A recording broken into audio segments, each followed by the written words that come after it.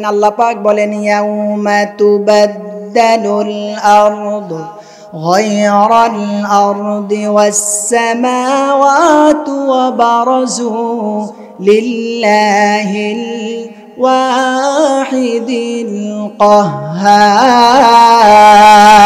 আল্লাহু আকবার।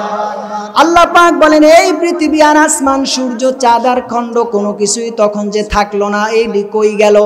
আল্লাহ পাক বলেন এই পৃথিবীটাকে আমি তখন নতুন করে আবার সৃষ্টি করব। এই পৃথিবীটাকে আল্লাহ পাক কি করবেন, কিভাবে নতুন করে সৃষ্টি করবেন? আল্লাহ পাক বলেন ওয়াইদাল আরদু মুদ্দাত। এই পৃথিবীতে সব মানুষগুলি একত্রিত হবার পরে দাঁড়ানোর জায়গা হবে না, এত ভিড়াভিড়ি হবে। আপনারা আমার দুনিয়ার বেতনে অনেক সময় বাস কাউন্টারে যাবার পরে ঈদের গণে খুব বেশি সিরিয়াল হয় কিনা?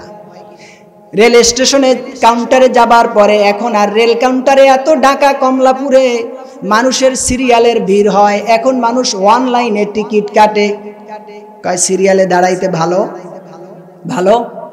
আল্লাহ পাক বলেন দুনিয়ার সিরিয়ালের দিকে তাকালে তোমার কষ্ট হয়, কিয়ামতের ময়দানে সব মানুষগুলি যখন উঠে যাবে, উঠে যাবার পরে মানুষগুলির ভিতরে এমন হয়ে যাবে গায়ে গায়ে লাগতে লাগতে ঘাম শুরু হয়ে যাবে, মানুষের গন্ধ সৃষ্টি হয়ে যাবে, মানুষ পালানোর কোনো জায়গা কোথাও পাবে না, কে কোথায় যাবে কেউ কাউকে চিনেও না।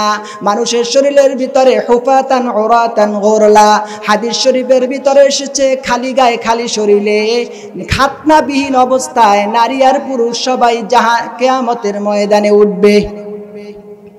আল্লাহ পাক বলেন কিয়ামতের সেই কঠিন দিনে এমন অবস্থা হয়ে যাবে মানুষের শরীরের ভেতর থেকে দুর্গন্ধ সৃষ্টি হয়ে যাবে।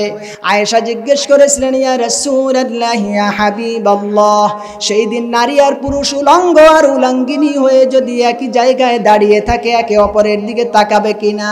রাসূলুল্লাহ বলেছে আয়েশা রে, সেই কঠিন বিভীষিকাময় দৃশ্যের চিন্তাটা এমন হয়ে যাবে, মাথার টেনশন এত বেশি হয়ে যাবে, তাতে এত দুর্বল হয়ে যাবে, এত নেশাগ্রস্তের মতন বেকারার হয়ে যাবে। পাশে কোন সুন্দরী বিউটিফাই নারী দাঁড়িয়ে আছে, উলঙ্গ আছে নাকি আটসাটে পোশাক পরে তার ইজ্জত আবরু দেখাচ্ছে, মাথার ভিতরে কোনো কিছুই থাকবে না।